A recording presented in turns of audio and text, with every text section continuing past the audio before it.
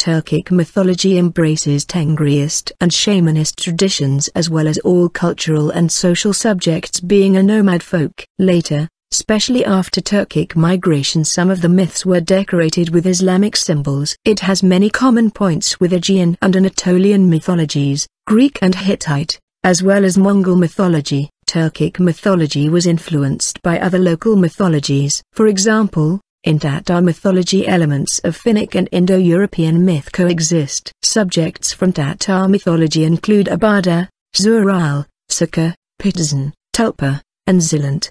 Besides Buddhism, Zoroastrianism and Manichaeism still carry signs from Turkic mythology. Irk Bitig, a 10th century manuscript found in Dunhuang, is one of the most important sources for Turkic mythology and religion. This book is written in Old Turkic alphabet like the Orkhon inscriptions. Tengri is one of the names for the primary chief deity in the religion of the early Turkic people. The words Tengri and sky were synonyms. It is unknown how Tengri looks. He rules the fates of entire people and acts freely. But he is fair as he awards and punishes. The well-being of people depends on his will. The most important contemporary testimony of Tengri worship is found in the Old Turkic Orkhon inscriptions, dated to the early 8th century. Other gods. Ame.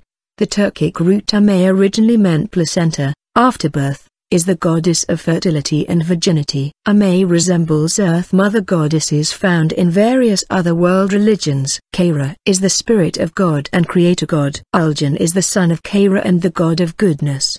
The Arag, denotes to good spirits in Turkic and Altaic mythology. They are under the order of Uljan and doing good things on earth. Erlik is the god of death and underworld. Äbädä is the moon god. Gunana is the sun god. Symbols. As a result of the nomad culture, the horse is also one of the main figures of Turkic mythology. Turks considered the horse an extension of the individual, though generally dedicated to the male, and see that one is complete with it. This might have led to or sourced from the term Atbi, horse lord. The dragon, Evren, also Ebron, also expressed as a snake or lizard, is the symbol of might and power. It is believed, especially in mountainous Central Asia, that dragons still live in the mountains of Tanshan, Tengriist and Altai.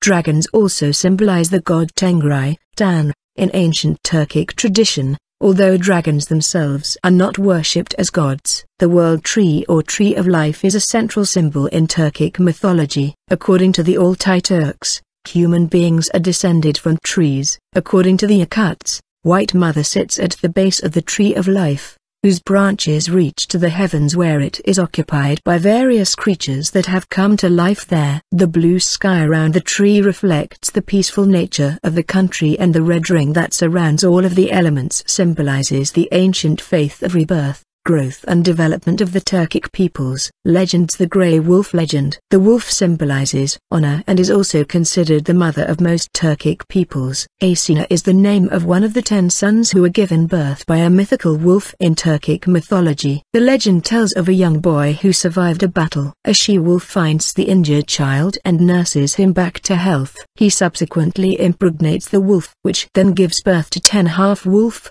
half-human boys. One of these, Ashina, becomes their leader and installs the Ashina clan, which ruled the Gökturks and other Turkic nomadic empires. The wolf, pregnant with the boy's offspring, escaped her enemies by crossing the Western Sea to a cave near to the Kocho Mountains, one of the cities of the Tocharians. The first Turks subsequently migrated to the Altai regions, where they are known as expert in iron workers, as the Scythians are also known to have been. Ergenekon legend. The Ergenekon legend tells about a great crisis of the ancient Turks. According to legend, after a big defeat, the Turks settled into a very inaccessible valley called Ergenekon, led by a wolf.